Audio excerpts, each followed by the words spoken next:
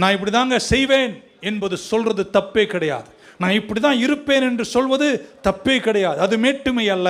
ஆனால் எந்த பக்கம் போகிறோம் என்பது தான் கவனமாக இருக்க வேண்டும்.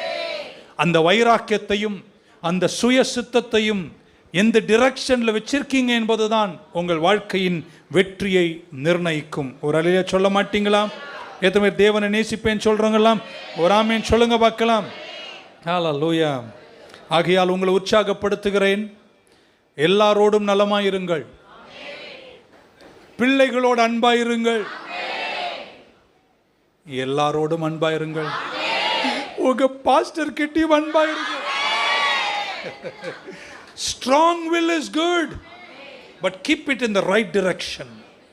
உன்னே ஒன்று சொல்றாங்க, நமக்கு ஒரே ஒரு ஏக்கம் தான் இருக்கணும், நான் கரை சேரணும்.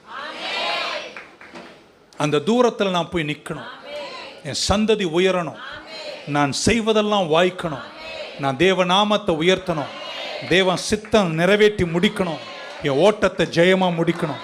இந்த வழியில் வரக்கூடிய பல விஷயங்களில் நேபுகாத்நேசாரை போலும் பெல்ஷஸ்ஸரை போலியும் தேவையில்லாத தப்பான வழிக்கு தேவையான மேட்டிமைகளை வளர்த்து கொண்டு வாழாதிருங்கள். அது உங்களுக்கு உரசலையும் வீழ்ச்சியும் கொண்டு வரும்.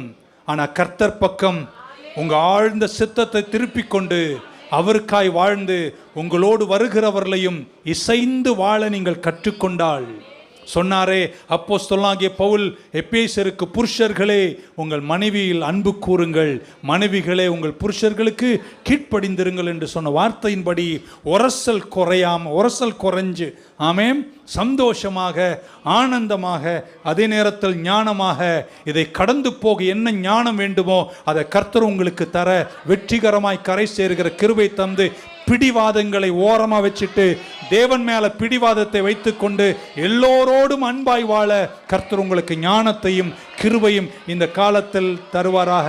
ஒத்துக்கொள்றோங்க இருந்தா ஒரு அலையிலே சொல்லிடுவோம்.